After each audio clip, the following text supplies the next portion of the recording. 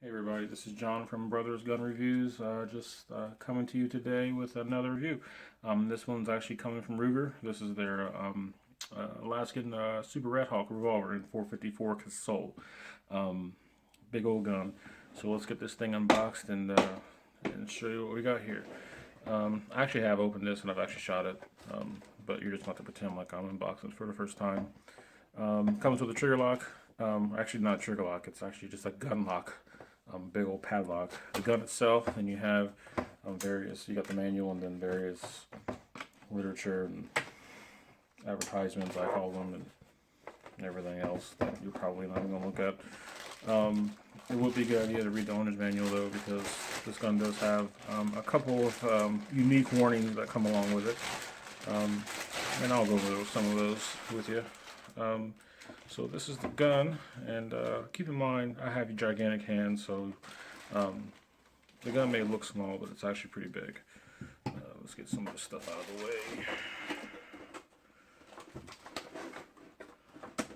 This stuff. Alright, the gun. 454 Casull, also takes 45 long Colt. It's a big old cartridge, and it's a big old gun. I guess the gun's original use was for game, big game. First thoughts when you take it out of the package is, obviously the thing's gigantic, and it's really heavy. It's actually 2 3/4 pounds, so it's got a lot of weight to it. It is clear before I start playing around with it too much. This is definitely something you don't want going off. Double action, single action. And it's got a pretty nice pull, and it's got basically a hair trigger, just like most revolvers do when the hammer's back. Other than that, it doesn't have a whole lot of features. Adjustable rear sight, fixed front, big old front hole. This thing's a beast. Comes with a rubber grip. This is something that I would leave on it.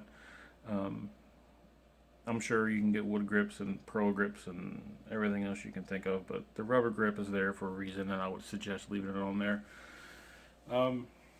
Now, it's got a 2.5-inch barrel.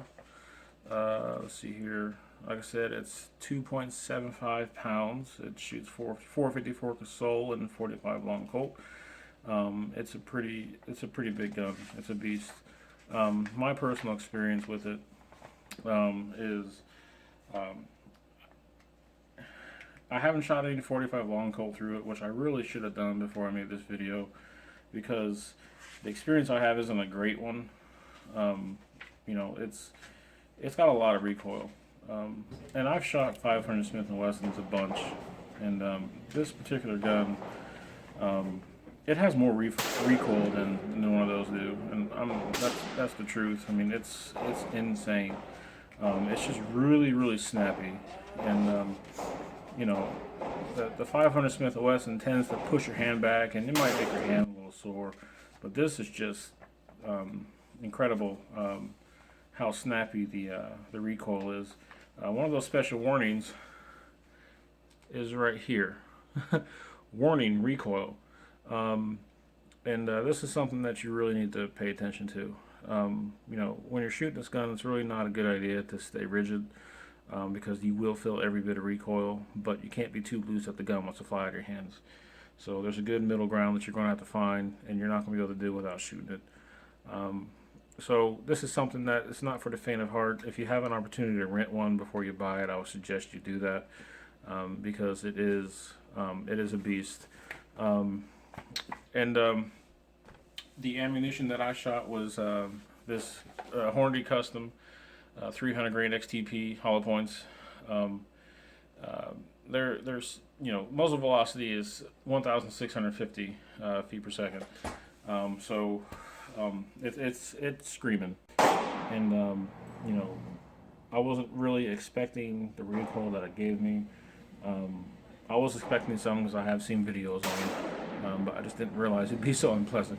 I'm 6'4", and it was a lot for me. So just keep that in mind, guys and gals. when you do plan on buying one.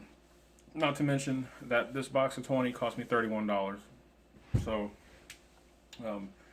ammunition is not very cheap for it as well, which I'm sure you probably knew going into it. Practical uses.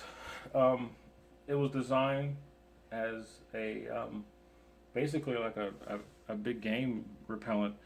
There are stories of guys killing bears with it, mountain lions, boar. That's kind of its purpose. You can carry it. If you want, a 3-pound brick hanging on your hip or your chest or wherever you're going to have it, if you want that, then do it.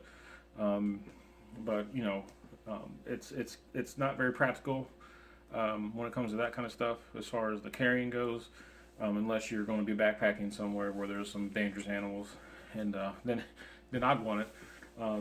Just because it is, it's not a big, long, 10-inch, 500 Smith & Wesson. It actually is somewhat compact, so you can get away with carrying it on your person, if that's what you want to do.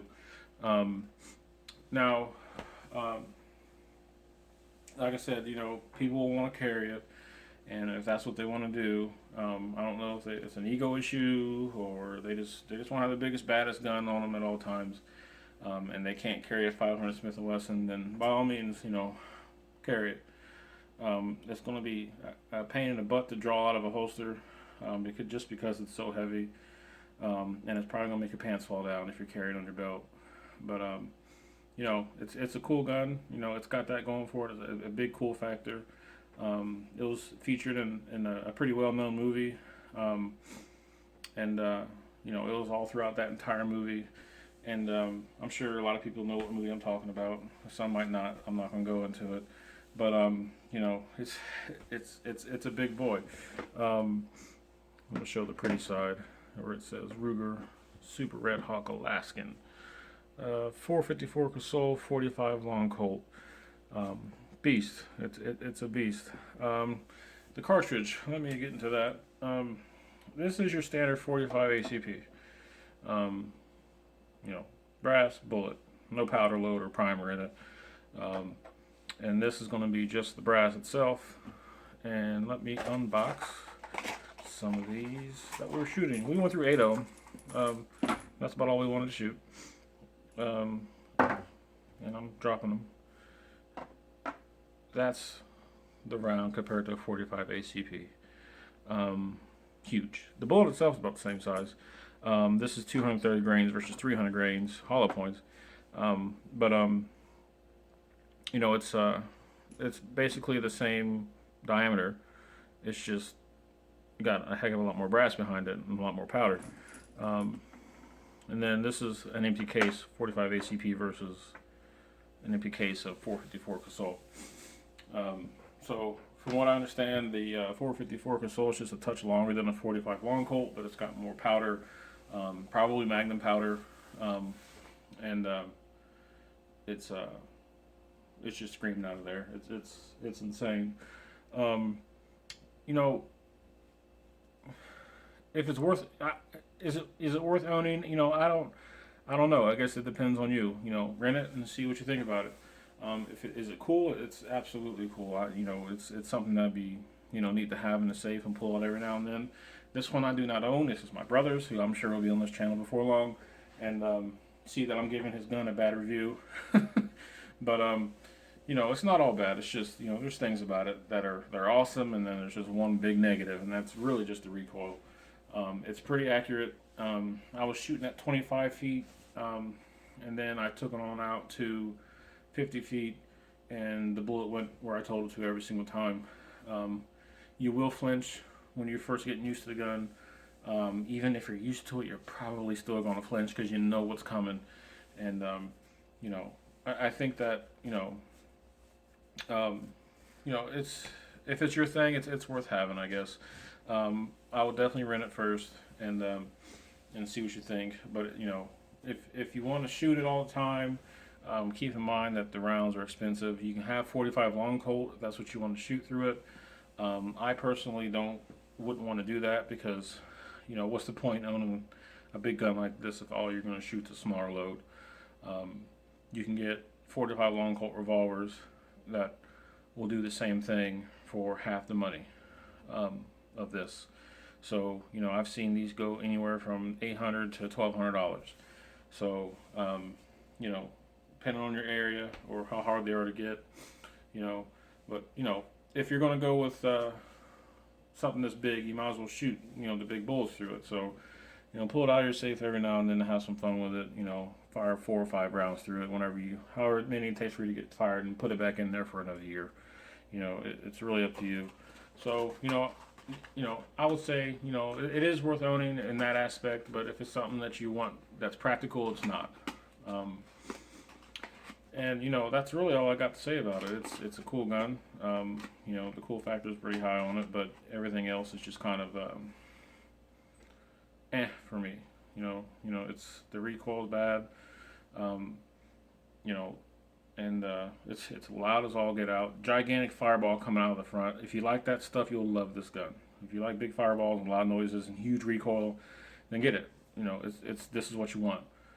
If you don't like any of that stuff, then don't get it. Because you know it's got all of it to the extreme. So I just want to thank you guys for coming along today, watching my video. There'll be more. Don't be afraid to hit the subscribe button, hit the like button, hit the unlike button. Don't really care, just hit something. All right, thanks again for coming.